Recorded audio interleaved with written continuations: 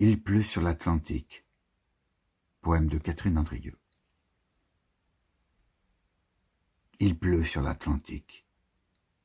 La mer se couvre d'une peau tremblante où le ciel vient se dissoudre, goutte à goutte, dans le battement du large. L'eau tombe pour mêler. La pluie s'incline vers son origine. L'océan la recueille comme une fille égarée. Alors tout ce qui fut séparation devient murmure. Le gris profond de l'horizon respire à peine, et dans cette hésitation s'ouvre un royaume. Sous la pluie, la mer devient une respiration claire, où la douleur se transforme en prière muette.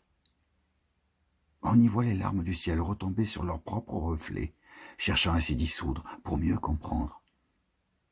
Le vent porte des éclats d'argent, des lumières furtives, et l'on sent que tout vacille, comme si le monde, un instant, se laissait toucher par son propre mystère. Alors quelque chose s'ouvre. La pluie enroule le large de ses voiles diaphanes. Elle descend comme une bénédiction.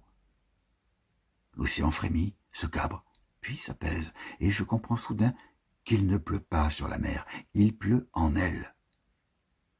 Le ciel se penche, la mer se relève, leurs limites s'effacent. Dans ce geste d'amour, le monde se refait, tout ce qui pèse se dilue. Le tumulte devient prière. Les goélands crient au-dessus de la pluie comme des âmes délivrées. On croirait que la lumière cachée derrière les nuages cherche à se souvenir du premier matin. Il pleut sur l'Atlantique. La pluie vient sans prévenir. Elle n'a pas de direction. Elle traverse tout. Elle ne tombe pas, elle s'élève à rebours du ciel, comme une mémoire qui se souvient d'avoir été nuage. Le monde entier respire dans un battement d'eau. L'Atlantique s'ouvre. Ce n'est plus un océan, c'est une immense pupille qui regarde. La lumière, prise au piège dénué, s'écoute lentement dans son ventre. Tout se met à parler bas, les vents, les oiseaux, les courants. Ce n'est pas le spectacle de la pluie, c'est la conscience du monde qui ruisselle.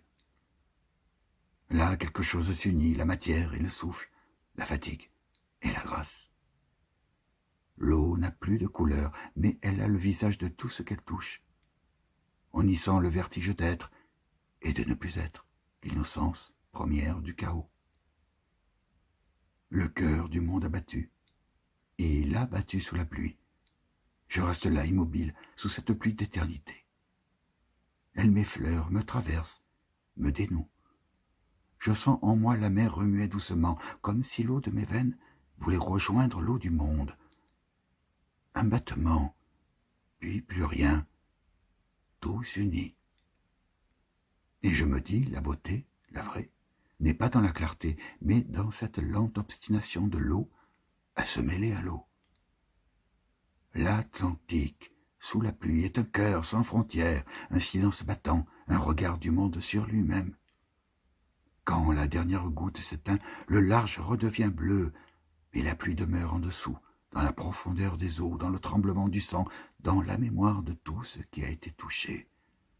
L'océan a bu le ciel a pleuré son nom. Alors l'infini s'est fait humble